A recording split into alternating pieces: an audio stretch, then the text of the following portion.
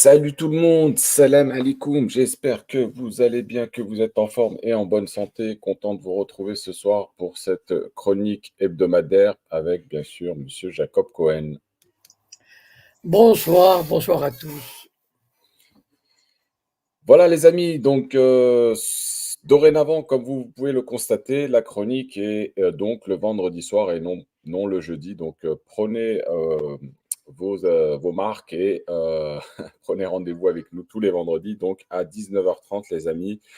Alors l'actualité, Monsieur Cohen, ça bouge beaucoup. Donc au Moyen-Orient, on va commencer avec ce qu'il se passe donc au Liban. Cette attaque qu'il y a eu au Beeper, cette attaque, si on peut appeler ça une attaque, mais en tout cas, il y a eu effectivement un événement assez rarissime et qui a causé énormément de victimes, que ce soit même des enfants, il me semble.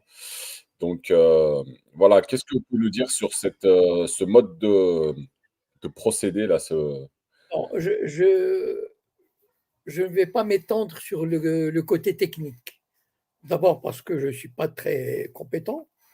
Et donc, je pense que les auditeurs trouveront les informations nécessaires et suffisantes dans pas mal de vidéos, par des gens compétents qui expliquent comment ils ont procédé, etc.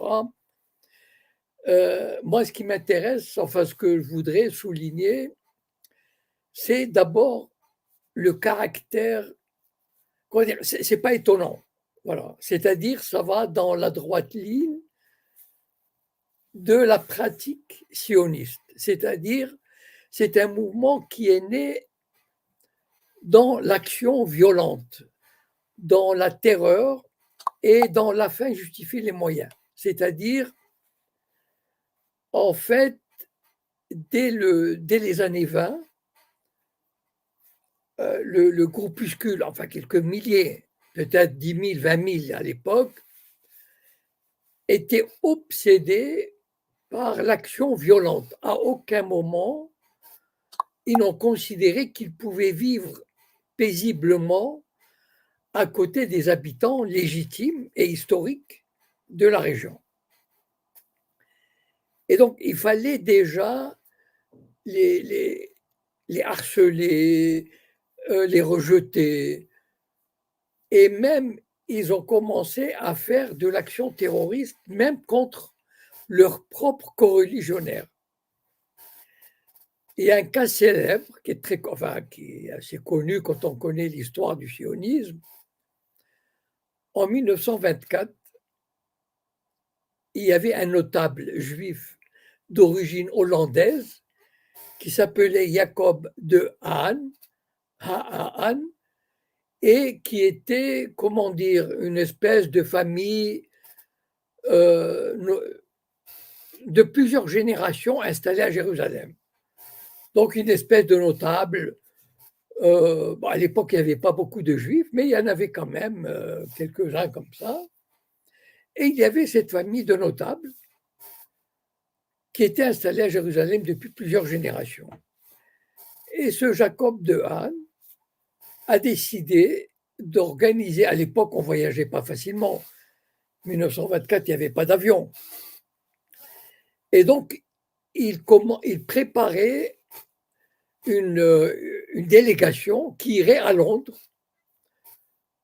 pour discuter avec les autorités britanniques et leur dire, écoutez, ce projet sioniste, c'est démentiel, c'est la porte ouverte à la violence. Nous vivons très bien avec les habitants, les Palestiniens, il y a des juifs, il y a des chrétiens, il y a des musulmans. Nous vivons très bien et il faut mettre fin, pendant qu'il en est encore temps, à ce projet sioniste. Et donc, il était en train de monter la délégation et il a été assassiné par les sionistes. Assassiné par les sionistes qui se sont dit, c'est un mec qui va nous mettre des bâtons dans les roues, eh bien, on va s'en débarrasser. Et non seulement ils s'en sont débarrassés, mais quand Israël est devenu un État et qu'il a eu sa télévision, un de ses assassins est passé à la télévision et il avait dit, oui, j'ai participé à l'assassinat de ce type, peut-être de ce traître, je ne sais pas quoi, et j'en suis fier. Bon, je ne vais pas multiplier les exemples, mais pour vous dire que le terrorisme, l'action violente, c'est dans l'ADN du sionisme. Et c'est pour ça d'ailleurs que le Mossad fait peur, qu'Israël fait peur à l'Occident, à l'Europe, etc. Parce qu'on sait de quoi ils sont capables. Je rappelle que le Mossad a certainement participé à l'assassinat de Kennedy, que les Israéliens ont assassiné 40 marins américains sur le navire Liberty, et sans l'arrivée inopinée d'un navire soviétique, ils avaient l'intention de couler tout le navire avec tous les occupants et faire porter la responsabilité aux Égyptiens. C'est dire le cynisme de ces gens-là, et c'est connu. C'est-à-dire qu'en fait, ils n'ont même pas de règles, ils ne respectent pas les règles. Par exemple, les services secrets occidentaux sont forcés de s'allier avec le Mossad, mais ils connaissent leur magouille. Et donc, vous savez, par exemple, il y a cet exemple célèbre. Vous savez, la DST avait invité un dirigeant palestinien, un civil, qui n'était pas du tout un terroriste. Hein. Elle l'avait invité clandestine, enfin, c'est-à-dire de façon anonyme. Il est arrivé à Paris sous la protection de la DST. Et ce type, il se croyait en sécurité, il se dit, voilà, je suis arrivé avec un passeport trafiqué, personne ne sait que je suis ici, etc. Sauf le Mossad. Voilà. Bon, parce qu'ils avaient infiltré, bon, ce serait trop long à expliquer, mais ils avaient infiltré le service spécial qui dépendait d'Arafat, qui distribuait les billets d'avion aux personnalités palestiniennes qui voyageaient. Donc, à la limite, s'ils avaient voulu assassiner Arafat, ils l'auraient fait.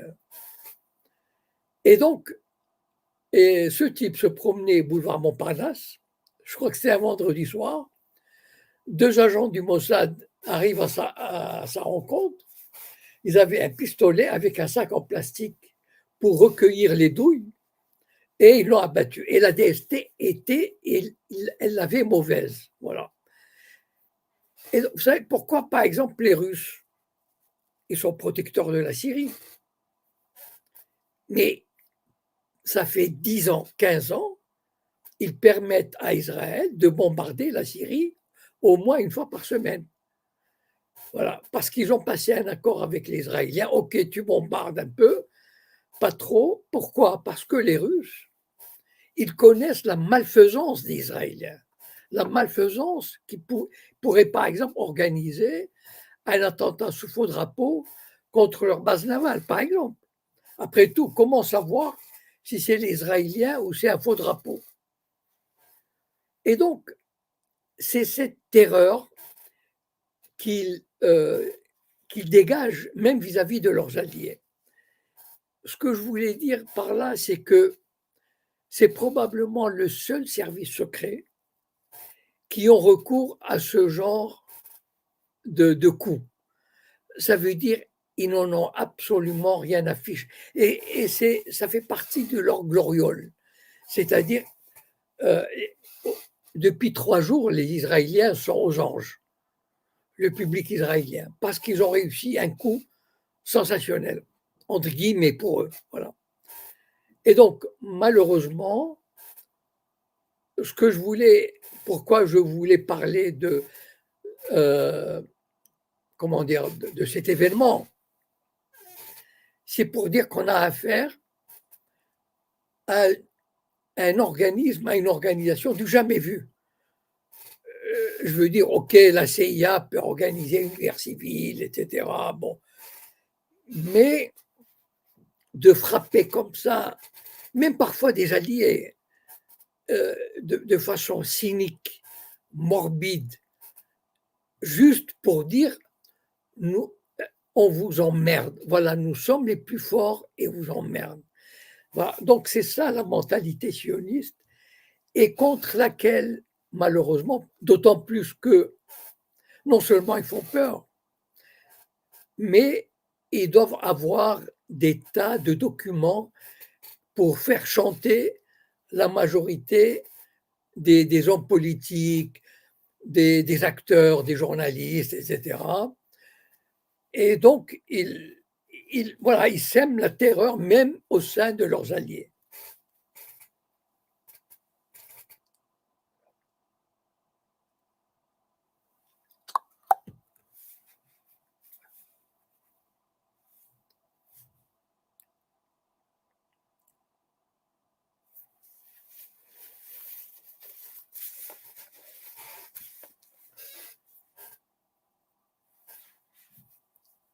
J'oublie. Décidément, Monsieur Cohen, j'oublie à chaque fois de réactiver le micro. Je m'en excuse. Donc, je disais, par rapport à justement la situation actuelle et en l'occurrence avec le Hezbollah, est-ce que vous pensez qu'il est vraiment dans la crainte, comme vous venez d'expliquer? Non, je pense que, en fait, jusqu'à aujourd'hui, il n'y a pas, enfin, a priori, apparemment, il n'y a pas de guerre généralisée. Voilà. Donc, il y a des bombardements israéliens qui sont montés d'un cran, mais ça reste quand même limité. Et j'ai entendu aussi qu'il y a 2 ou 3 villes du nord d'Israël qui sont évacuées, en plus des 80 000 qui ont dû quitter leur logement depuis presque un an. Donc, bon, on ne sait pas, on attend. Enfin, je veux dire, on n'est pas dans les secrets des dieux. Enfin, je veux dire, voilà, on ne sait pas ce qui va se passer. Mais je ne crois pas que le Hezbollah va réagir de manière. Enfin, il réagira, c'est sûr. De toute façon, ils ont les moyens de réagir. Et ils s'attendent, d'ailleurs, les Israéliens s'attendent à des réactions. Mais je pense, enfin, en tout cas, mon estimation, ça reste une estimation, hein, que ça restera limité. Voilà. Le Hezbollah ne voudra pas balancer toute la gomme parce qu'il ne veut pas donner le prétexte aux Israéliens et aux Américains, parce que les Américains pourraient dire, puisque le Hezbollah a lancé une guerre contre Israël, on va le bombarder. Voilà.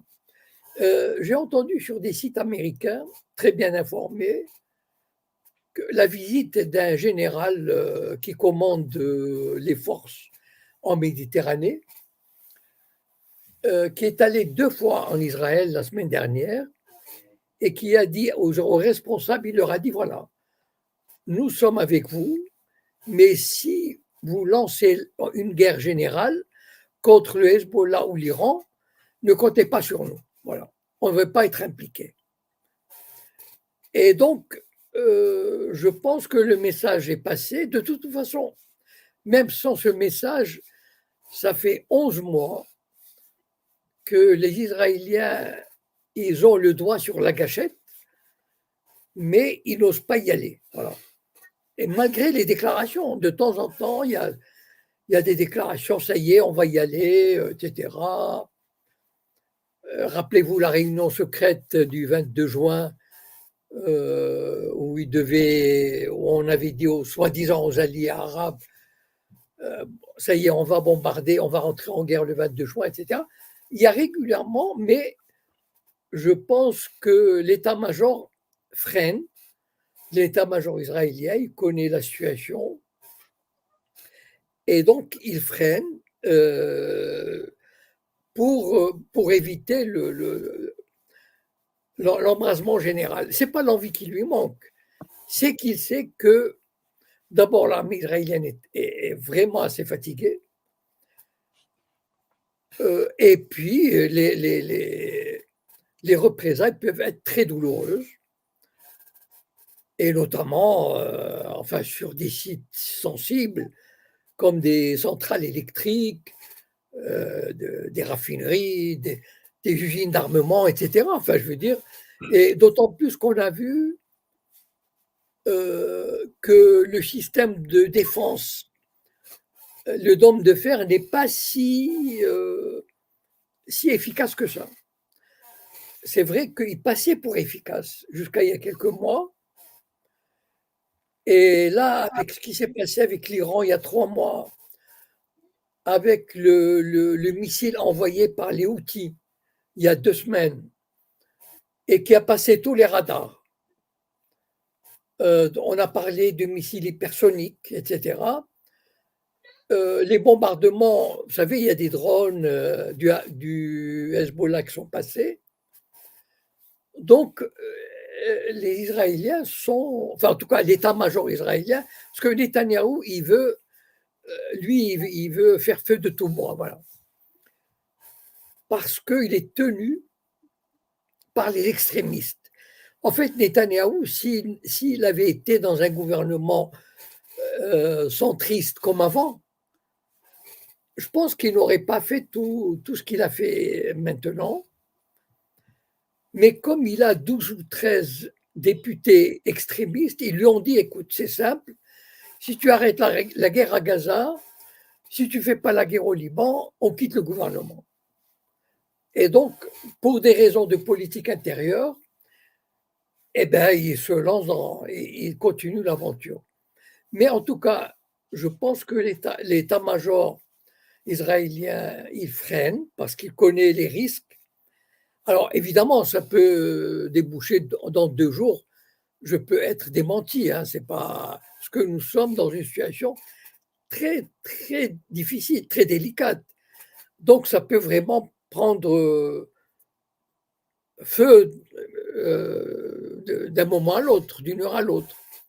Mais je continue à penser que des deux côtés, on maintiendra, même si on monte, vous savez, il y a des échelons. On peut peut-être passer de 2 ou 3 échelons, mais avant d'arriver à un embrasement général, il y a quand même une distance qu'on ne franchira pas. En tout cas, c'est ce que je pense. Voilà. Très bien. Merci, Monsieur Cohen. Alors, les amis, si vous avez envie de participer, échanger, poser vos questions à Monsieur Cohen, vous pouvez le faire donc sur TikTok. Vous connaissez le principe. Tapotez, partagez, puis vous avez le petit bonhomme en bas à gauche, là, vous demandez la parole. Et donc là, j'ai quelqu'un qui est avec nous sur YouTube, Nasser. Je vais lui donner la parole. Salam alaikum, bonsoir. Salam, bonsoir Ouali, bonsoir Monsieur Jacob. Bonsoir. Juste une remarque et une question. Par rapport à cette attaque, ou bien je dirais c'est un acte terroriste tout simplement de la part des sionistes. Mais l'Occident nous présente ça comme étant, je ne sais pas, Israël elle est toujours imbattable et tout ce qui s'ensuit. J'y crois pas. J'y crois pas et à mon avis, c'est surtout la faiblesse quelque part de la résistance par les trahisons. Est-ce que vous êtes d'accord sur ce point? Merci beaucoup. Alors, moi, je ne dirais pas si quand on est résistant, on ne trahit pas, ou alors on n'est pas des vrais résistants. Je ne sais pas ce que vous appelez par résistant. Ça veut dire le Hezbollah, le Hamas sont des résistants. L'autorité palestinienne, par définition, ils ne sont pas des résistants. Donc, ils ont déjà trahissent. Donc, enfin voilà. Donc, en fait, et les pays arabes autour, bon, ils trahissent aussi parce qu'ils ne font pas grand-chose. Mais les résistants font ce qu'ils peuvent. Enfin, je veux dire, je ne crois pas que, en tout cas, ceux qui ont en résistance, on les connaît. Le Hamas, le djihad islamique, le Hezbollah, les Houthis, etc. Même s'ils encaissent des coups, même s'ils payent, le Hezbollah paye un prix très fort, mais il est déterminé. Et donc, quant à la remarque sur l'Occident, il ne faut pas s'étonner. L'Occident, il est l'allié d'Israël. Donc, en fait, quand on est un allié d'Israël, eh ben, on présente le point de vue israélien. Voilà, c'est-à-dire tout ce que fait Israël. On essaye, même s'il fait quelque chose de mal ou d'illégal, etc., ben on va essayer de ne pas en parler ou d'en parler avec en mettant moins l'accent, etc., ou en disant c'est la légitime défense. Enfin, on va créer Évidemment, si ce qu'a fait Israël avec les Libanais, si ça avait été fait par le Hezbollah contre des civils israéliens, là, ça aurait été évidemment un autre pogrom, un autre holocauste, etc. Donc, en fait, c'est une question. L'Occident étant l'allié, ça pour les raisons qu'il n'est pas nécessaire d'expliquer ici, il est l'allié d'Israël et donc il le défend et donc il ment avec lui, il trafique avec lui, il fait de la désinformation avec lui. Il n'y a rien d'étonnant là-dedans.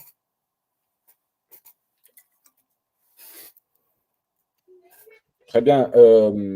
J'avais avec nous sur TikTok Quid. Salam alaikum. Ton micro. Merci de me faire monter. Bonsoir, monsieur Jacob Cohen. Toujours un plaisir d'échanger avec vous, de vous écouter. Tout à l'heure, j'ai écouté très attentivement votre intervention au sujet des députés qui étaient qui poussaient Ben Netanyahou. Moi, ce que j'appellerais, si j'ai bien traduit, c'est une espèce de fuite en avant de la part de Ben Netanyahou. Donc, si j'ai bien analysé, après, vous me direz si c'est bien ça. Oui, c'est ça, oui. Est-ce que cette fuite en avant, Ben Netanyahou a perdu de sa superbe et que c'est quelque chose et qu'il est affaibli, en fait, en quelque sorte? Est-ce qu'il est vraiment affaibli? Voilà ma question. Wally, dites-lui de mieux s'exprimer, s'il vous plaît. Alors, il ne t'a pas bien entendu. Si tu peux répéter un petit peu, Quid. Quid, tu m'entends? Moi, il y a eu un problème de connexion, je n'ai pas entendu, la réponse. Alors, non, justement, il n'y a pas eu de réponse, c'est qu'il n'a pas très bien entendu. Si tu pouvais répéter, ton micro n'est pas terrible. Vas-y. Quid, malheureusement, ta connexion, elle n'est pas bonne. On ne t'entend pas du tout. Alors, monsieur Cohen, on va. Quid, essaye de trouver une connexion un peu meilleure. Je te redonne la parole juste après. En attendant, il y avait avec nous monsieur Coriano.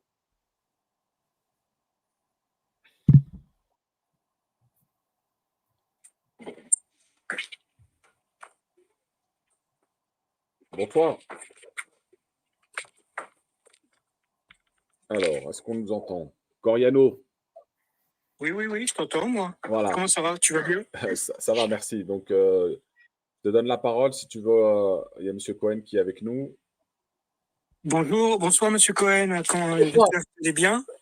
Ben écoutez, d'après votre description de la situation et surtout du pouvoir des sionistes, du Mossad, moi je suis tous les jours un peu plus comment dire ça, touché et pas surpris mais on se demande où est leur limite. C'est-à-dire qu'on a l'impression qu'ils sont totalement en roue libre, qu'ils se croient invincibles et qu'ils se remettent jamais en question. Et moi, je voudrais savoir, est-ce que vous pensez pas qu'à un moment ou à un autre, cette façon de se mettre tout le monde à dos, tous les peuples, quand je dis tout le monde, la majorité des peuples à dos, ça va pas se retourner fatalement contre eux. Et c'est pas une façon, c'est pas presque suicidaire au niveau de l'existence même d'Israël. Voilà, c'est en gros ma question. Logiquement, oui. Si on est, disons, si on raisonne de manière logique et raisonnable, et lucide, on se dit, bon, voilà un pays qui va se mettre tout le monde à dos. Mais le problème, c'est que moi, j'attends, enfin, la suite concrète. C'est-à-dire, pour moi, se mettre le monde à dos, est-ce que c'est pas les résolutions qui comptent. Pour moi, c'est presque, enfin, c'est rien du tout. Voilà. Vous savez, il y avait une formule à l'époque. les Chinois parlaient de l'Amérique comme un tigre en papier. Voilà. Donc, pour moi, les résolutions et tout ça, ce sont des trucs en papier. Voilà. Le concret, c'est quoi? Est-ce qu'il y aura des pays, par exemple, qui rompront leurs relations diplomatiques, commerciales, qui boycotteront? Est-ce que, par exemple, Israël sera mis au banc, par exemple, d'organisations internationales? Là, lorsque ça se fera, je dirais oui, d'accord. Parce que aujourd'hui, le problème, et je pense que je l'ai un peu abordé dans la vidéo sur la raison d'État, c'est que qu'on le veuille ou non, Israël est un agent important, enfin, est un membre important de la communauté internationale, c'est-à-dire c'est un joueur qui a des billes, c'est un joueur qui n'est pas anodin. Voilà. Donc on ne peut pas le traiter de quantité négligeable. Voilà. C'est-à-dire qu'il peut donner des coups.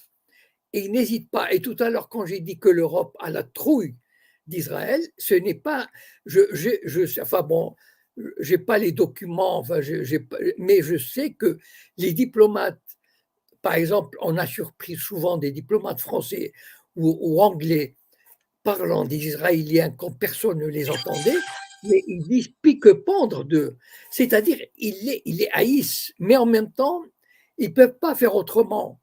Ils sont obligés de regarder, par exemple, comment un Premier ministre, pas un Premier ministre, le chef du Parti travailliste, j'ai oublié son nom, en plus un juif, qui, qui aurait dû devenir Premier ministre et qui, pendant des années, a dirigé le Parti travailliste. Mais ils ont lancé une cabale contre lui et ils l'ont chassé de la présidence du Parti travailliste. Donc, en fait, ils sont capables, ils ont participé à l'assassinat de Kennedy, parce que Kennedy s'opposait au programme militaire israélien, nucléaire israélien, etc. Bon, et donc, c'est-à-dire, on est obligé, tout à l'heure j'ai cité la Russie. La Russie, quand même, l'allié de la Syrie, qui laisse faire, qui ne donne pas les moyens de défense suffisants à la Syrie pour contrer les attaques israéliennes. Donc, en fait, parce que c'est un pays qui, je veux dire, c'est pas. Bon, c'est pas la Libye, je suis désolé, enfin, j'ai rien contre la Libye, mais la Libye, on a pu s'en débarrasser en quelques mois. Voilà, on a pu l'écraser. Ben, Israël, il faut se lever tôt peut-être. Pourquoi? Parce que d'abord, ils sont une puissance nucléaire. Et comme on connaît les sionistes, je vous assure que ce sont des fous. C'est-à-dire qu'ils sont capables, d'ailleurs, on entend ce discours, si on doit disparaître, eh bien, une partie du monde disparaîtra avec nous. Et donc, ce n'est pas évident comment dire, de gérer cet État voyou, cet État qui n'a peur, enfin qui n'a peur de rien, oui, c'est-à-dire qu'il n'a peur de rien dans le sens où il est capable de tout, voilà. Et donc, eh ben, jusqu'à présent, j'ai pas vu, peut-être ça viendra dans 1 an, dans 5 ans, dans 10 ans, mais pour le moment, moi, je ne vois pas, disons, de coalition internationale, ou en tout cas un certain nombre de pays, même les pays arabes. Vous savez, je vous ai dit une fois, enfin, il y a quelque temps, il y a 54 pays arabo-musulmans qui font partie de l'OCI, l'Organisation de la Conférence islamique. Il suffirait que ces 54 pays disaient nous arrêtons toute forme de production d'énergie. Voilà. Jusqu'à ce que l'agression sioniste s'arrête, je vous donne ma parole que l'agression sioniste s'arrêtera dans les 24 heures. Parce que le monde sera étranglé. Voilà. Mais ils ne le font pas pour toutes sortes de raisons sur lesquelles, bon, il n'est pas important de revenir ici. Donc, ça montre que ce pays, en tout cas, pour un certain temps, est plus le calcul du Mossad, etc., c'est que plus il se montre vicieux, cynique, agressif, et plus il sème la peur. C'est-à-dire, il leur dit, attention, vous savez, même si vous êtes mes alliés, je peux vous faire un coup de Trafalgar, de faux drapeaux, etc. Et vous allez voir ce que vous allez voir. Et donc, voilà, j'ai utilisé une fois une formule. L'Occident a créé un Frankenstein qu'il ne peut plus contrôler. Voilà. Et il faut faire avec. Voilà. On est obligé de faire avec. Très bien, merci M. Cohen. Alors les amis, il y a pas mal de monde qui veulent prendre la parole. Je vous inviterai juste, quand vous montez, essayer d'être concis en posant vos questions. On est sur plusieurs plateformes en même temps. J'ai Twitter, TikTok, YouTube, toutes les autres plateformes. Donc essayez d'être concis. Je vais donner la parole à Quid qui a peut-être récupéré son micro et après je reviendrai sur YouTube où il y a Baptiste qui nous attend. Encore une fois, on écoute votre analyse. Vous nous dites que on a affaire à des sionistes qui sont suicidaires. Si j'ai bien entendu, c'est-à-dire qu'ils sont capables de. Pardon? Non, ils sont pas suicidaires. Pardon? Allez-y. Vas-y, terminez. Oui, parce que c'est terrifiant d'entendre qu'ils sont capables de balancer, de faire nettoyer une partie du monde. Pour moi, c'est des réactions qui sont, on va dire, suicidaires, parce que quelque part, c'est un harakiri. Ça veut dire que s'ils n'ont pas ce qu'ils veulent obtenir, ils sont capables d'écrire la pire des choses. C'est bien ça, M. Cohen? Non, suicidaire pour moi, enfin, moi je l'entends comme ça, suicidaire. C'est-à-dire se lancer dans une aventure qui risque de se retourner contre vous et vous faire disparaître. Voilà. Comme par exemple, mettons, l'aventure hitlérienne contre la Russie, contre l'URSS. Bon, ça c'était. Mais ça aurait pu être un coup gagnant. Mais c'était suicidaire. Quand Napoléon est parti en Russie, c'était suicidaire. C'est-à-dire que les sionistes, ils font des choses, enfin, terribles, horribles, etc. Mais est-ce que ça entraînera la disparition de leur État? Eux, ils pensent pas comme ça. Pour eux, c'est la seule façon, de survivre dans une zone qu'ils ont toujours considérée comme hostile, parce que j'ai dit au début, dès le départ, ils sont arrivés avec l'intention comment dire, de s'implanter dans la terreur. Voilà. Pas du tout dans un esprit de coopération et de coexistence. Et donc, c'est dans leur ADN de semer la terreur. Et ils croient qu'en faisant ça, c'est leur seul moyen, c'est dans leur ADN, c'est dans leur idéologie. Ça a toujours été comme ça, voilà. C'est-à-dire, par exemple, en 1948, eh ben, ils ont chassé 95% des Palestiniens.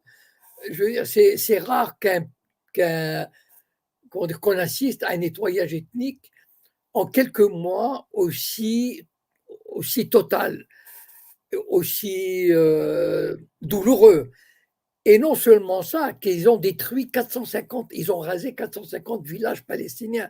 C'est-à-dire, en fait, ce sont des gens qui ont une philosophie ou une doctrine de la violence absolue, parce qu'ils pensent, enfin, ils sont convaincus que c'est par cela qu'ils resteront, enfin, qu'ils gagneront leur place dans la région. Voilà. C'est leur conviction. Mais c'est pas suffisant. Enfin, je veux dire, dans nous, on peut, enfin, vous par exemple, on peut dire à la longue, oui, ça entraînera, ça peut entraîner la fin d'Israël, c'est suicidaire. Mais eux, ils ne se voient pas comme ça. Voilà. Très bien, merci M. Cohen. Je vais donner la parole à Baptiste. Bonjour. Bonjour. Bonsoir plutôt, bonsoir. J'avais deux questions. Oui. D'abord, par rapport, je voulais votre analyse par rapport à l'affaire de l'abbé Pierre. Alors moi, je voulais savoir si vous pensiez que c'était parce que tout le monde le savait. d'après le pape, hein. Alors c'est à prendre avec des pincettes. Et est-ce que vous pensez pourquoi ils n'ont pas sorti cette affaire-là au moment. Alors, excusez-moi, Baptiste, je me permets de vous couper. Monsieur Cohen, on va peut-être rester sur le sujet parce qu'on a un autre sujet à traiter en seconde partie. J'aimerais qu'on puisse le traiter. Donc, Baptiste, si tu veux bien poser ta question sur le sujet et éventuellement la question concernant l'abbé Pierre, on y répondra une autre fois. Merci. Désolé pour... voilà. D'accord, d'accord. Donc ma deuxième question, oui, c'était est-ce que vous pensez que l'Iran va pouvoir se maintenir euh, même formellement dans l'axe de la résistance, euh, on va dire de manière un peu plus affirmée que jusqu'à présent? Ou est-ce que vous pensez que à terme va y avoir une normalisation parce que il n'y a pas le choix, quoi? Non, en fait, c'est une question de régime. Voilà. Ce régime, le régime islamique, c'est une république islamique. Ce régime ne plaît pas à Israël et à l'Occident. Voilà.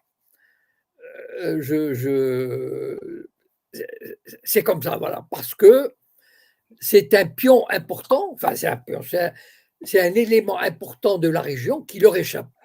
Il ne faut pas oublier que l'Iran était un membre éminent du camp occidental jusqu'à la révolution islamique. Et donc, la révolution islamique, de par son idéologie, de par son influence qu'elle aurait pu avoir sur la région, c'est pas que les Occidentaux ils détestent le régime islamique en soi.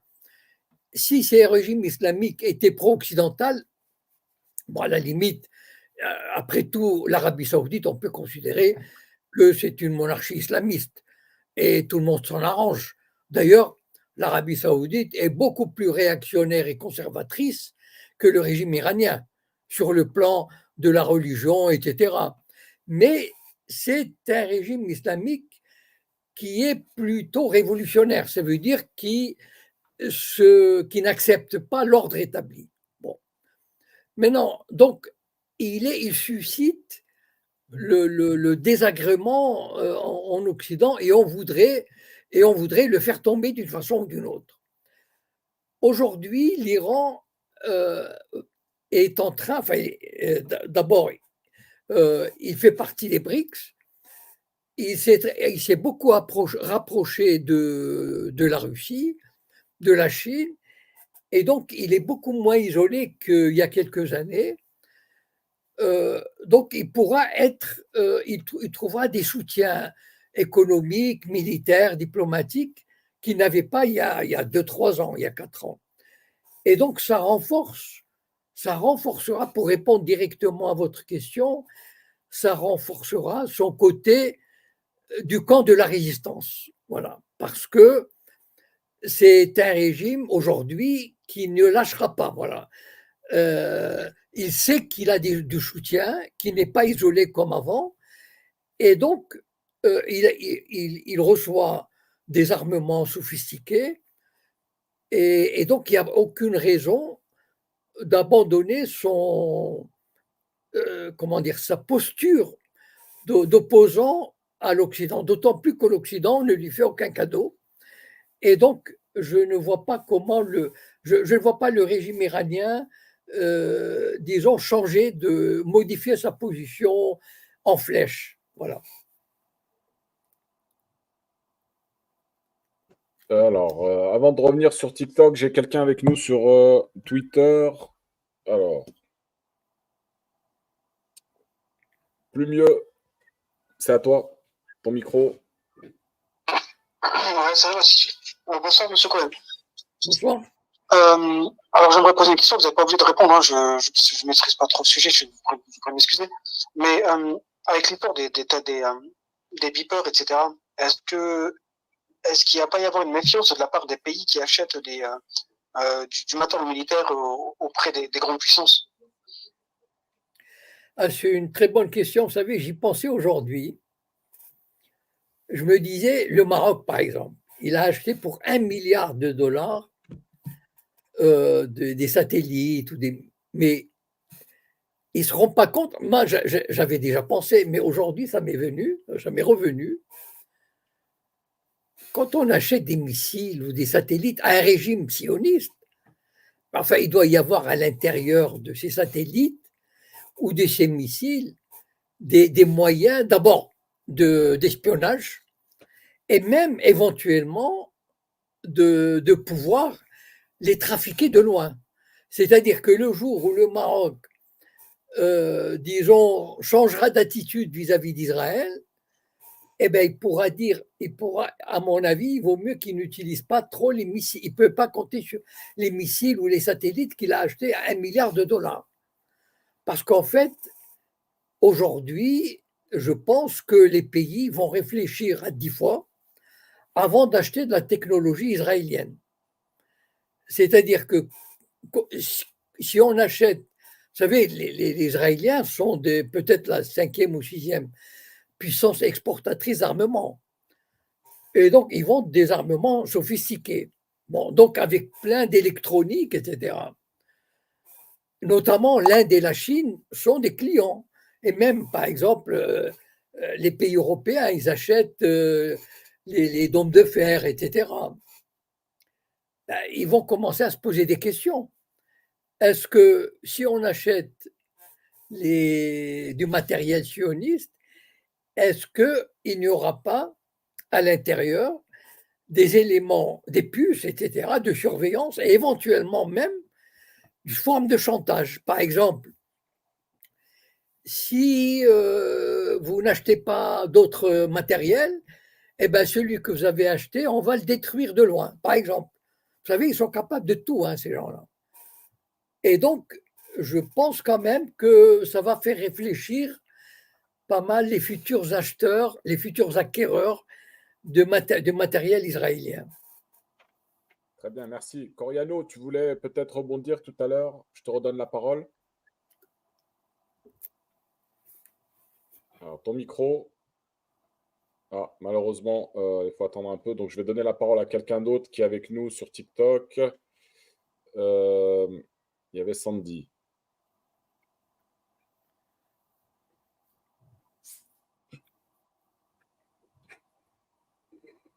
Oui, allô? Bonsoir. Bonsoir. Bonsoir. Bonsoir, Monsieur Cohen.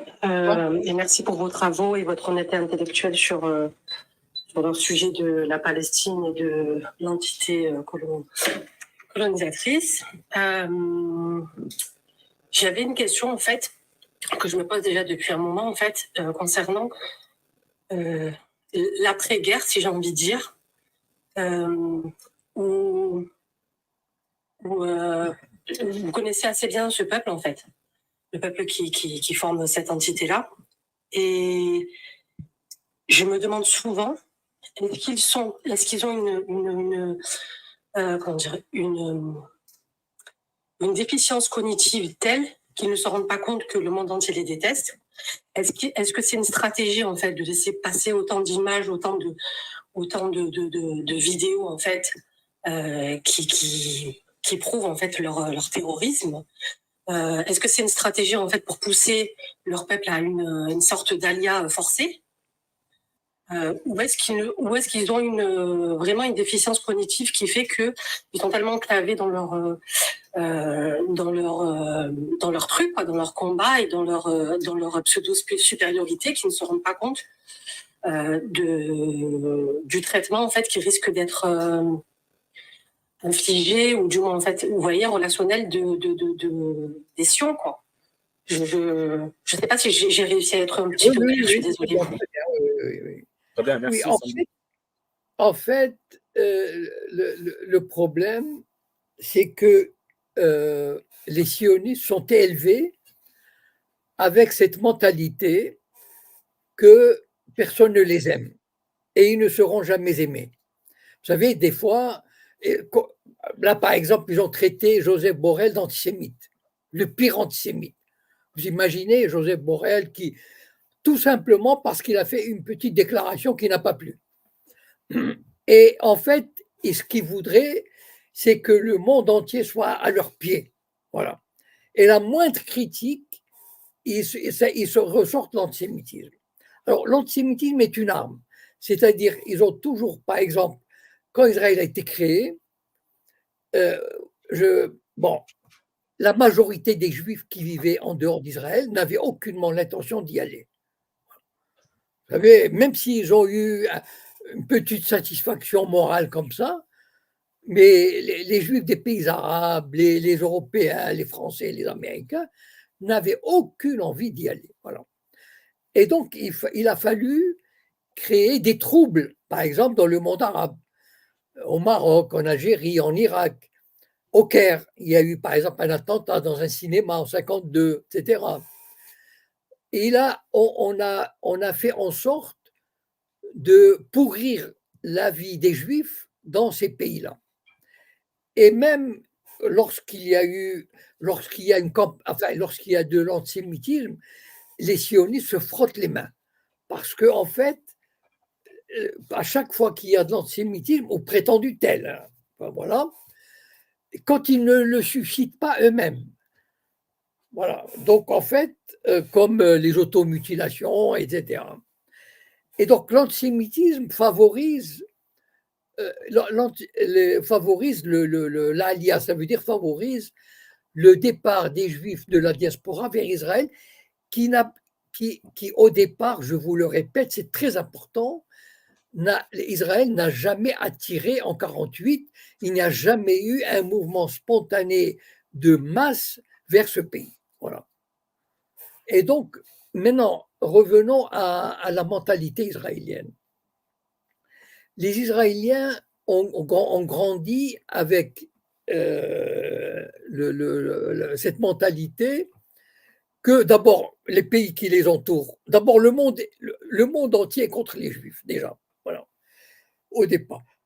Et le monde arabe en particulier, ça veut dire que ce sont des ennemis mortels, ils vont nous tuer, etc. Il faut qu'on se défende, il faut qu'on se montre cruel, sans pitié pour eux, et donc voilà. Et donc ils grandissent. Moi, j'ai vu des expressions de haine chez les gamins israéliens de 3 ans. Vous savez, j'ai l'habitude de dire, vous prenez un gamin israélien, vous dites le aravi, ça veut dire arabe en hébreu. Mais le petit, il disjoncte. Je veux dire, il a la haine, enfin, il a la trouille, la haine, etc. Le mot arabe, ils pètent les plombs. Et donc, la propagande sioniste aussi, j'ai coutume de le dire, elle est dirigée vers le peuple israélien d'abord. C'est-à-dire, on a fait en sorte que comment dire, que le peuple israélien vive. Regardez par exemple, il y a 20 à 27% de non-juifs en Israël. C'est le seul pays au monde où il y a 2 systèmes d'éducation séparés, de la crèche jusqu'au bac. Pourquoi? Parce qu'ils ne se mélangent pas.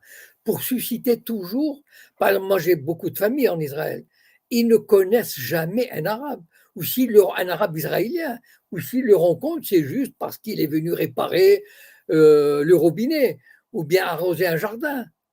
Mais il n'est pas question d'entretenir un rapport. Il y a des villes qui sont interdites aux Arabes israéliens d'habiter ou d'acheter un terrain ou un immeuble, etc., ou une maison.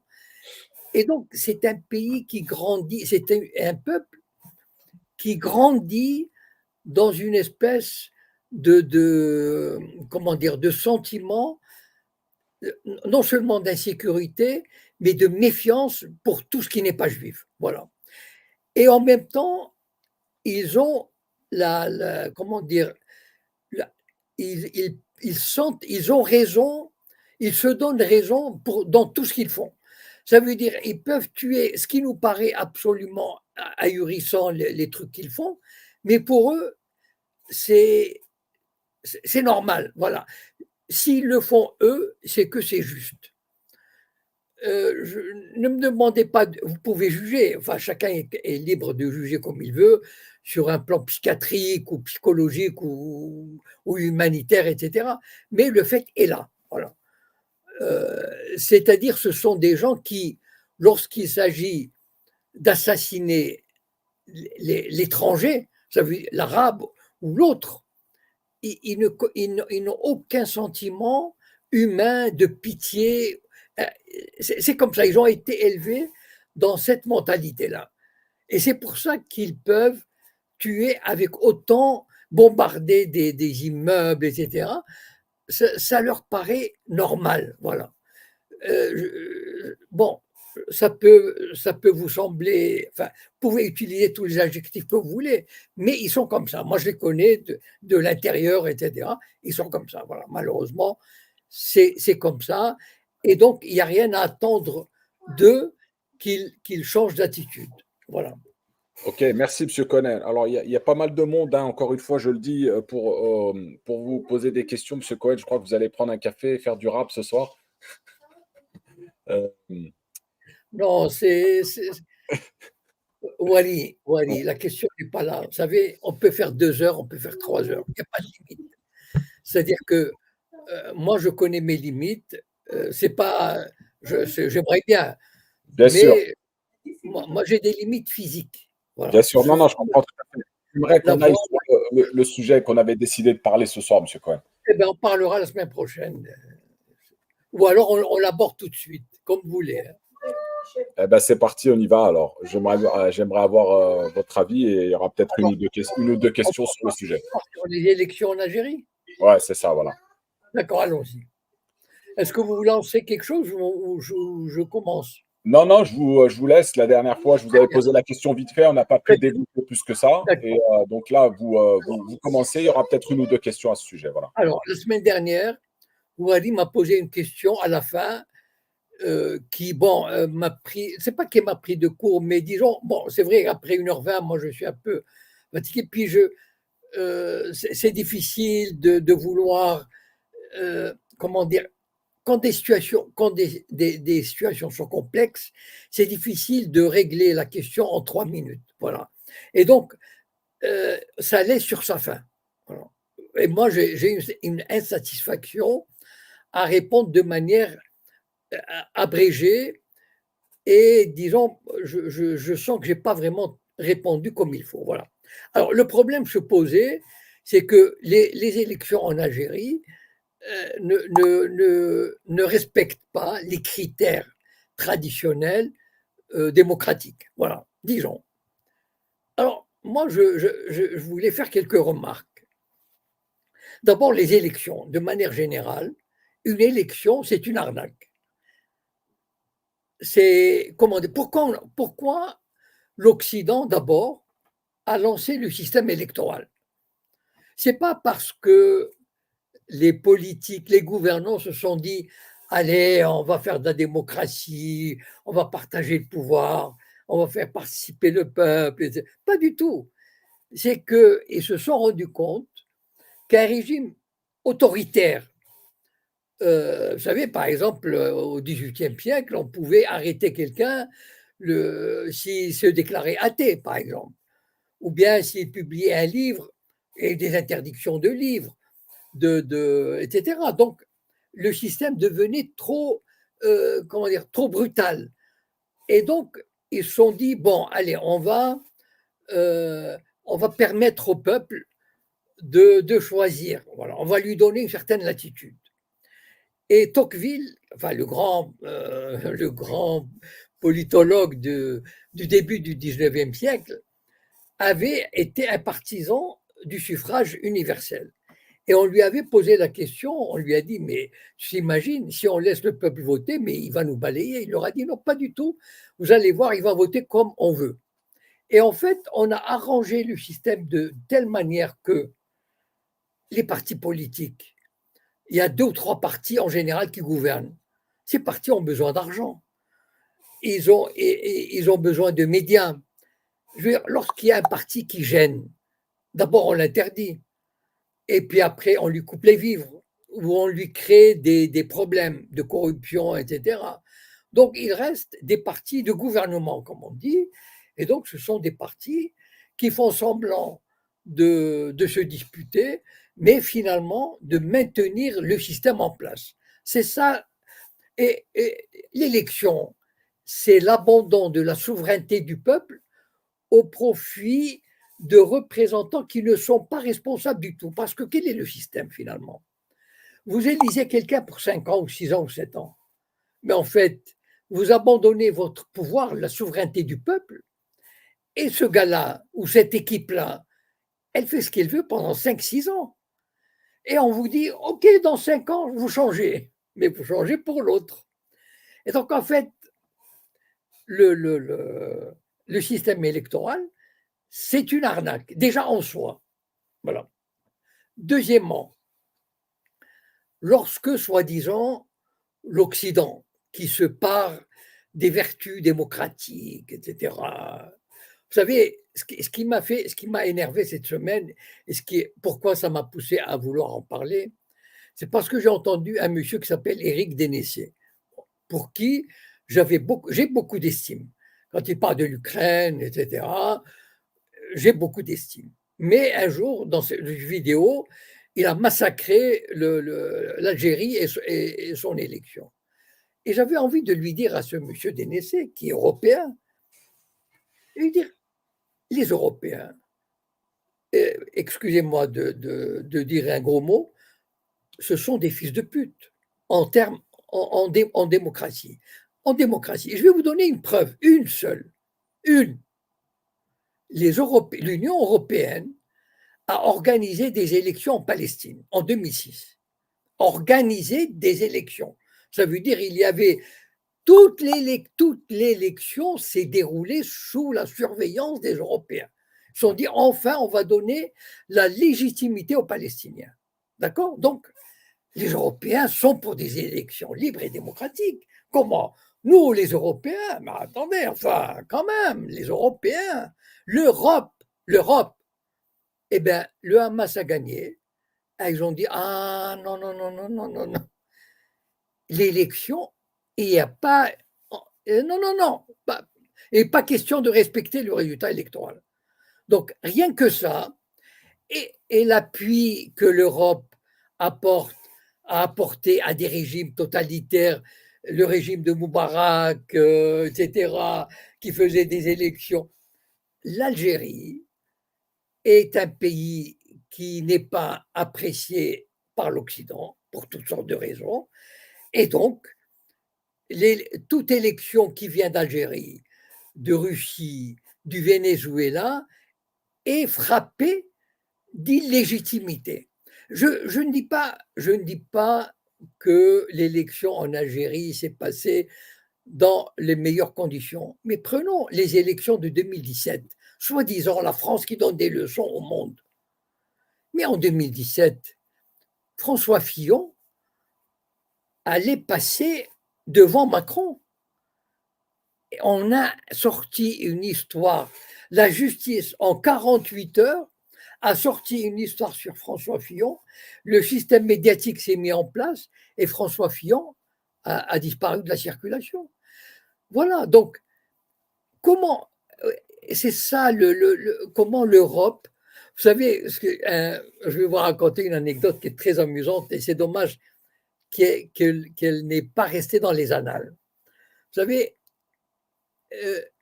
la Ligue arabe, l'Union européenne, ils ne portent jamais de jugement sur les élections en France, par exemple. C'est dommage. Il y avait une ONG africaine, ne me dites pas le nom parce que ça date de 2004, il y avait une ONG africaine qui avait envoyé une délégation aux États-Unis et ils ont dit, nous allons observer les élections américaines pour voir si elles se déroulent correctement. Ils sont arrivés à l'aéroport, ils ont été expulsés sur le champ. Voilà.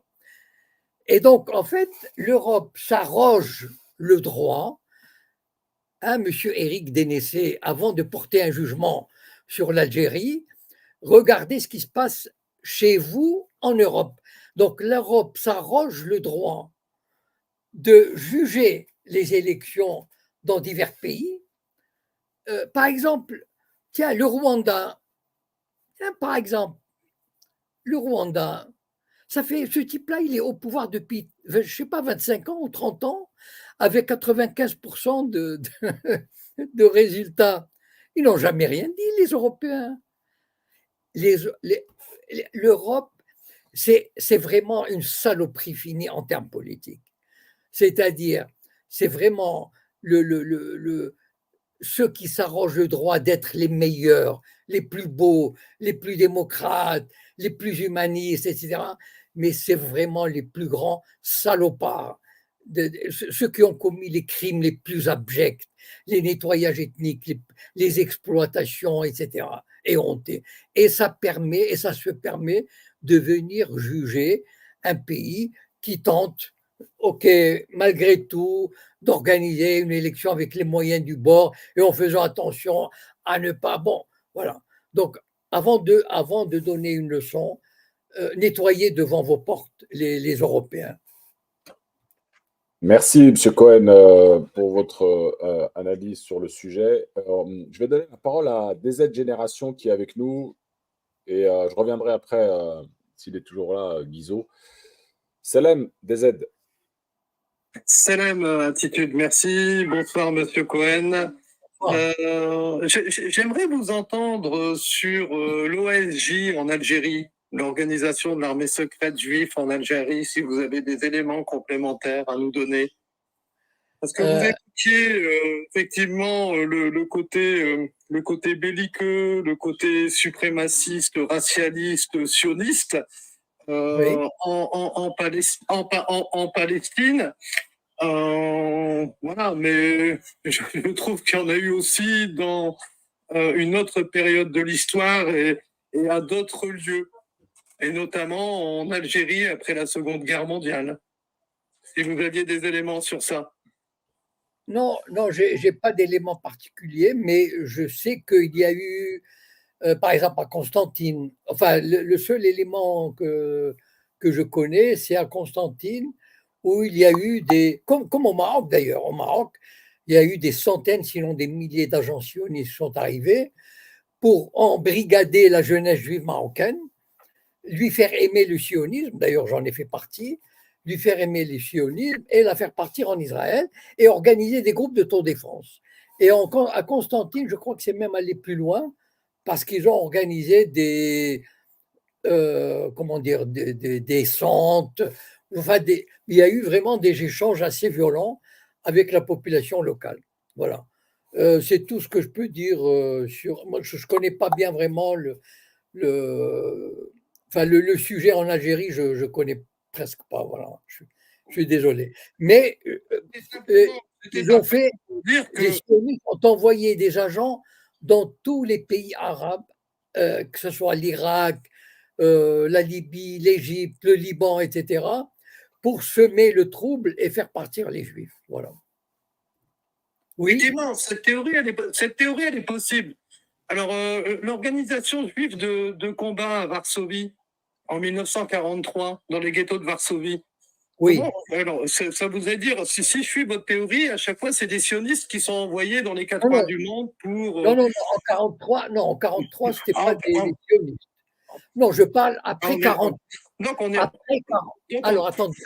Après 48, les sionistes ont envoyé des agents dans les pays arabes, entre autres. Mais en 43, il n'y avait pas de sionistes en Europe, il y avait des sionistes en Palestine. C'était des juifs qui étaient enfermés. Le ghetto de Varsovie, il y a eu des centaines de milliers de juifs qui étaient enfermés. Et lorsque les Allemands ont décidé, il restait très peu de juifs, ont décidé de le liquider. À ce moment-là, ceux qui restaient, c'était des juifs polonais, ou des juifs venus des régions qui ont été amenés là par d'Ukraine ou je ne sais pas quoi, qui ont décidé de résister, voilà, avec les moyens du bord. Et d'ailleurs, une fois, le chef du réseau, je suis désolé, j'ai oublié le nom, il y a un nom qui s'appelle genre Zimmerman, quelque chose comme ça. Il n'est pas du tout célébré en Israël. Pourquoi ? Parce qu'après, à la création de l'État, il a refusé d'aller s'installer et il était antisioniste. Le héros du ghetto de Varsovie, enfin, il n'était pas antisioniste, le héros du ghetto de Varsovie n'avait pas du tout envie d'aller en Israël, a refusé les honneurs, etc., comme Einstein, par exemple, comme Hannah Arendt. a fait des déclarations contre l'idée d'un État juif, d'un État sioniste. Eh bien, on a fait en sorte qu'il soit oublié. Voilà. Moi, la démonstration que j'essaye de faire, hein, je vais être très clair, c'est Oui. que ce suprémacisme, parce que vous avez l'air de démontrer que ce suprémacisme repose sur le sionisme. Par contre, il y a des moments dans l'histoire, et c'est ce que j'essaye de faire comme démonstration, que ce suprémacisme ne repose pas sur le sionisme. Vous-même, dans ce que vous venez de dire, vous dites non, il n'y a pas forcément de lien entre ce suprémacisme et le sionisme. Donc, il y a quelque chose qui est un peu incohérent. Est-ce qu'il n'y aurait pas du suprémacisme dans le judaïsme, tout simplement, Monsieur Cohen? Il n'y a pas du tout de suprémacisme dans le judaïsme. Vous confondez suprémacisme et sentiment de particularisme. Je veux dire, par exemple, prenons des juifs dans le ghetto. Comme ils ont vécu jusqu'à. La nuance, Monsieur Cohen, si vous permettez, elle est très fine. Hein, c'est ma nuance. Après, vous l'acceptez ou pas, faites ce que vous voulez. Mais la nuance, elle est importante pour moi. Fine ou pas, elle est essentielle. Les juifs dans les ghettos, par exemple, ils rasaient les murs. On ne pouvait pas dire qu'ils étaient. Quel suprémacisme ils avaient? Ce sont des gens qu'on pouvait chasser à n'importe quel moment, confisquer leurs biens, et ça a duré jusqu'au XVIIIe siècle. Et donc, comment peut-on parler du suprémacisme? Seulement quand ils allaient à la synagogue, alors qu'ils étaient en situation d'infériorité, ils se sentaient supérieurs aux autres. D'accord? Ok. Mais c'est du suprémacisme, comment dire, virtuel. Moi, j'ai connu les ghettos juifs marocains dans les années 40 et 50. Je suis désolé, on ne peut pas parler du suprémacisme. On avait peur de notre ombre. Alors, et on se soumettait, on rasait les murs, etc. Il ne faut pas déconner quand même. Mais on avait ce sentiment, on était le peuple élu, on se disait, ouais, bon, on est différent des autres, on est supérieur aux autres. Mais c'est du suprémacisme, comment dire, de rêve. On rêvait qu'on était supérieur aux autres. Mais à aucun moment, les Juifs, sans les sionistes, à aucun moment, sauf depuis 30 ou 40 ans, les lobbies juifs en Europe. Oui, mais ça, c'est comment dire, c'est le Mossad qui a organisé ces lobbies juifs, les Sayanim. Ce ne sont pas des Juifs qui se sont révélés d'un coup et se sont dit on va dominer les États-Unis, on va dominer la France. Très bien. DZ, si c'est fini pour toi, je vais donner la parole. Non, alors c'est pas. Moi, je retrouve encore cette idée de suprémacisme dans le décret Crémieux. Non, vous ne trouvez pas, Monsieur Cohen?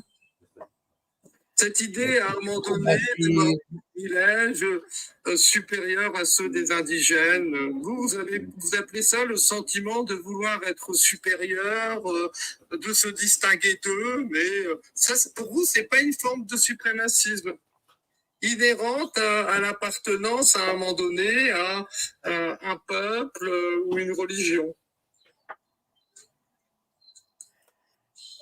Je ne veux pas vous embêter avec ça. J'entends que vous voulez le réduire au sionisme. Mais voilà, c'est comme ça que je pense les choses. Avant le sionisme, mais qu'est-ce qu'il y avait comme suprémacisme? Le décret Crémieux, ok, bon, il y avait un juif qui était ministre, je ne sais pas quoi, ils se sont fait une petite fleur. Bon, voilà. On va quand même pas, je veux dire, on va pas tirer la conclusion de ça, comme quoi les juifs dominaient la politique française. Voilà, il faut pas exagérer quand même. Enfin, il y a des limites. Il faut voir comment les juifs étaient traités au XIXe siècle en France. Enfin, l'antisémitisme avait libre cours. Je veux dire, il faut. Voilà, il faut respecter, enfin, j'en ai rien à faire, je fais ce que vous voulez, mais je veux dire, il y a des proportions qu'il faut. Le suprémacisme, ça veut dire quand même quelque chose. C'est pas, voilà. Le décret Crémieux, bon, voilà, il y avait un ministre ou deux juifs qui s'est dit, bon, tiens, je vais arranger l'affaire de mes compatriotes, de mes corréligionnaires. À ce moment-là, je vais vous dire, il y avait une ONG qui s'appelait l'Alliance française. Bon, elle a construit des écoles dans le monde arabe, bon, ce qu'on appelait les écoles de l'Alliance. Eh bien, c'est grâce à ces écoles que moi, j'ai fait des études. Parce que sinon, il ne fallait pas compter sur la France pour ouvrir des écoles dans les ghettos juifs. Voilà. Et donc, eh ben, là, si on suit votre logique, ça serait du suprémacisme aussi. Pourquoi pas, après tout, hein. Alors, très bien, merci DZ, merci M. Cohen. Il y avait un livre d'ailleurs qui avait été écrit récemment par Lucien Soris, pour ceux qui connaissent, Le suprémacisme blanc. Voilà, ça peut vous intéresser, je vous invite à aller le lire. Il y avait Was avec nous sur Twitter, X. Oui, Wally, bonsoir. Bonsoir, M. Cohen. Bonsoir. Bonsoir. Vous m'entendez bien? Oui, oui. Oui, très oui. bien. Très bien. Moi, j'avais juste une petite question pour M. Cohen. En fait, actuellement, il y a une petite rumeur qui est en train de circuler sur les réseaux. Les gens sont en train de l'envoyer sur des boucles WhatsApp. Comme quoi, l'Algérie, elle est en train d'avoir un contrat avec une grosse société de lobbying américaine, mais très pro-sioniste. Et comme quoi, c'est l'idée de faire croire au peuple algérien qu'ils pourront normaliser, comme on dit, et tabro, quoi. Genre, ils vont faire les accords d'Abraham. Et là, c'est en train de me rendre complètement, ça me fait monter le sang à la tête rapidement. Je me dis, mais comment des gens peuvent croire des dingueries comme ça, en fait? Genre, c'est pas possible. Ils l'ont pas fait en 2020, alors qu'il y avait une sorte d'accalmie, entre guillemets. Comment est-ce que les gens peuvent croire que maintenant, dans les circonstances actuelles, un pays comme l'Algérie puisse le faire? Donc, je ne sais pas si vous avez déjà eu écho par rapport à cette information. Et est-ce que vous pensez qu'un jour, l'Algérie pourrait faire ce genre d'accord? Parce que pour nous, ça serait vraiment la honte totale. Alors, d'abord, je ne suis pas au courant, mais deux, un État, je répète ce que je dis des fois, un État peut être amené à faire des choses horribles, voilà, qui font se dresser les cheveux sur la tête de ces nationaux, de ces patriotes, de ces citoyens. Voilà. Aucun État, encore une fois, un État n'a pas d'amis, n'a pas de sentiments. Un État n'a que des intérêts. Ça veut dire que l'État algérien, quand il fonctionne comme État, eh ben, il fonctionne, c'est-à-dire avec la raison d'État, avec le cynisme propre à l'État, c'est-à-dire avec la défense des intérêts qui correspondent aux ambitions de pays. Et donc, on peut être amené parfois, je dis parfois, en général, n'importe quel État est passé par là. Tous les États, un jour ou l'autre, passent par une phase, peuvent passer par une phase. J'ai dit, c'est pas nécessaire, c'est pas automatique, mais un jour ou l'autre, si les intérêts de l'État sont en jeu, eh ben, il fera les principes, l'idéologie, etc. Il fera une entorse, voilà, parce que l'État est supérieur. Je veux dire, les intérêts de l'État sont supérieurs à ce qui est idéologie, droits de l'homme, etc. Voilà. Et ça, c'est valable pour tous les États. Je pense pas, il n'y a pas un seul État qui échappe à cette logique. C'est-à-dire, on peut traverser des années sans tomber là-dedans, mais il arrive un moment où, pour une raison ou une autre, un État est obligé de composer. Voilà. Parce que ceci, parce que cela. Et à ce moment-là, il le fait. Voilà. D'accord, merci. Alors, je donne la parole à Dark Soul sur YouTube et je reviendrai sur TikTok après. Bonsoir, Monsieur Cohen, Wally, merci Farida. Vous m'entendez? Oui, très bien. Oui. Non, parce que comme je n'ai pas beaucoup de réseau, voilà. Alors moi, pour l'Algérie, il y a eu des élections, bon, falsifiées, pas falsifiées, bien organisées, pas bien organisées. On connaît le principe des élections, c'est la perte du pouvoir du peuple de se diriger lui-même pour donner son assentiment à quelqu'un qui le représente, bien ou mal, et plutôt mal que bien dans la plupart des cas. Donc voilà, hein, avant on avait un roi, on pouvait le condamner, il était tout seul. Maintenant on a des assemblées et personne n'est opposable par rapport à la loi. Ça, c'est un fait. Mais je pense qu'en Algérie, il y a quand même une partie de la population ancestrale, notamment les Berbères. Donc, il y a le pouvoir politique d'un côté, ok, mais de l'autre côté, il y a quand même une volonté de ces gens-là de vivre leur Algérie, avec leur tradition, leur religion, et ils n'entendent pas se soumettre au pouvoir. Je ne pense pas. Pour avoir des contacts chez ces gens-là, ils vivent leur vie en parallèle, en fait, hein, ni plus ni moins. Qu'en pensez-vous? Vous savez, dans tout pays, c'est pas propre à l'Algérie, il ne faut pas croire. Au Maroc, il y a aussi des Berbères, et les Berbères ont été, pendant des siècles, ont été soumis, et c'est seulement depuis quelque temps qu'on leur a permis d'avoir un peu de trucs culturels, etc. Encore une fois, il y a, voilà, je reviens à la raison, à l'État. Aucun État, quand il a une minorité, aucun.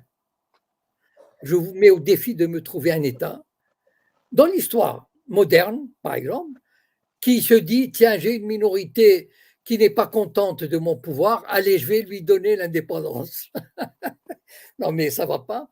Est-ce que la Corse, par exemple, est-ce que la France tient compte du sentiment national corse? Pas du tout. La Corse a été acquise de manière par la force, enfin, je veux dire, en obligeant l'Italie à lui céder la Corse, et les Corses, on ne leur a pas demandé leur avis. Ils ont été obligés de suivre. Voilà. Les Bretons, on leur a dit, vous êtes français, vous n'avez pas le droit de parler breton. D'accord? Eh bien voilà, ils étaient punis quand ils parlaient breton. Donc en fait, chaque État, aucun État ne veut comment dire, abandonner une partie de son territoire parce qu'il y aura un particularisme linguistique, culturel, etc. Et l'Algérie n'échappe pas à la règle. Il n'y a aucune raison pour que l'État algérien se dise, ben tiens, voilà, bon, allez, on va faire plaisir aux... Enfin, c'est ça le truc. Il y a un État, et bien quand il y a un État, on se soumet à l'État central. Voilà. Et tous les États sont pareils. D'ailleurs, j'ai cité l'exemple de la France à dessein. Voilà, c'est-à-dire le pays qui, la révolution, droits de l'homme, etc. Regardez ce que la révolution a fait en Vendée. Enfin, c'est comment dire, c'est un principe universel. Voilà. Il n'y a aucun État, aucun, qui a dit, tiens, j'ai une minorité qui bouge un peu, qui n'est pas contente de mon pouvoir central, allez, je vais lui donner l'indépendance. Allez, Wally, une dernière question et puis on arrête. Alors, Une. allez, Barberousse qui est monté avec nous sur TikTok, ton micro. Oui, bonsoir tout le monde, bonsoir Monsieur Cohen. Bonsoir. J'ai une question sur un fait d'histoire bien particulier. Oui. Je voudrais vous parler de l'accord Avara du 25 août 1933, ou ce qu'on appelle en français l'accord de transfert. Oui. Qui a été donc signé par la Banque LMI et géré par la conciergerie juive à Verdun et le parti politique NSDAP qui est le parti du Troisième Reich. Quand on regarde la date de signature et puis le début du commencement de la persécution des Juifs pendant cette période, le premier événement qui remonte aux lois Nuremberg de 1935, on constate à peu près un laps de temps de moins de 15 mois. Ma question est, quel est le rôle du sionisme ou des sionistes dans le sort de la communauté juive quel est le rôle des sionistes dans la foi, tout simplement. Si on a... Quel est le rôle des sionistes dans la Shoah. Ah, dans la Shoah? Oui.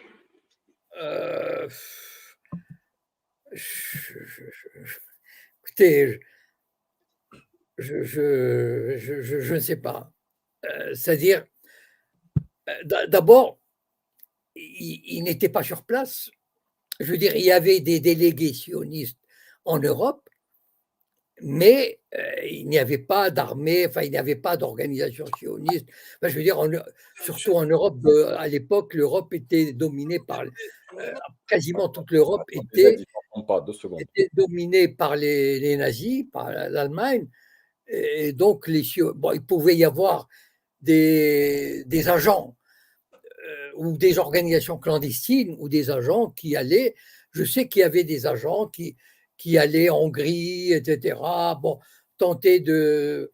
Mais ils ne représentaient rien, enfin, pas presque rien.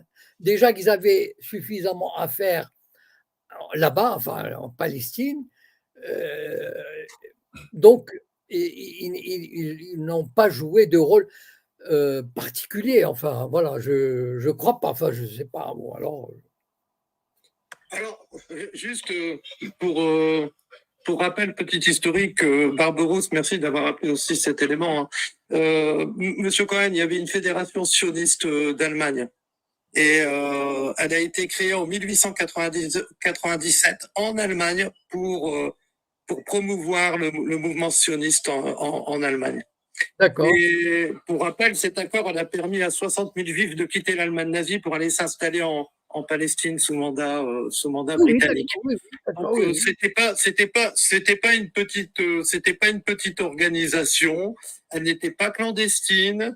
Elle était réelle et concrète, organisée, et elle a négocié effectivement avec le gouvernement nazi en signant un accord en uniforme. D'accord. Mais votre question portait sur la Shoah. Or, je ne crois pas qu'il y ait eu des organisations sionistes qui aient survécu. J'imagine, enfin, jusqu'en 1939, monsieur Cohen. Jusqu'en 1939. Voilà. Non, mais la Shoah a commencé en 41-42. Donc, votre question portait sur les sionistes et le rôle des sionistes dans la Shoah. Or, la Shoah a commencé en 41-42. Je ne crois pas que à ce moment-là, il y avait eu des organisations sionistes ou juives qui avaient pu. Monsieur Cohen, voilà. on connaissait déjà les plans d'épuration dès 1936. Ah, c'est vous qui le dites. Moi, je vais vous dire une chose. En 1938, il y avait une conférence d'Évian. C'est les historiens qui le disent. Allez-y, monsieur Cohen. On peut trouver toujours des trucs. En 1938, Hitler avait dit au monde, je veux me débarrasser des Juifs allemands et autrichiens. Et une conférence internationale s'est réunie, on appelle la conférence d'Évian, en 1938. D'accord? Donc, il ne voulait pas aller à ce moment-là, Hitler voulait se débarrasser des Juifs. Il a dit, prenez les Juifs. Et c'est l'Europe et l'Occident, les États-Unis qui ont dit, on n'en veut pas. Voilà. Donc, s'il avait voulu les tuer à l'époque, je ne crois pas qu'il les aurait fait partir. Voilà. Donc. Très bien. Merci, M. Cohen. On va conclure. Je crois que c'est. Bon. Est-ce que vous avez une question ou pas? Moi, il y avait une question concernant ce que vous avez dit tout à l'heure. Vous. Oui, moi, justement, concernant. Ah oui, d'accord, allez-y. Concernant vous parlez donc des élections, vous avez fait le lien aussi en Europe et tout ça, mais par rapport au royaume, parce que là, le royaume, il ne peut pas choisir, il y a un héritage, comment vous voyez ça, comment? Pardon, je n'ai pas compris, quel royaume? N'importe quel royaume, une monarchie, je veux dire. Eh bien, il y a des partis. Il y a des partis, mais le roi, il n'est pas élu, je veux dire, Non, mais le roi n'a pas de pouvoir en principe. Donc, en fait, c'est comme en Grande-Bretagne. En principe, il n'a pas de pouvoir.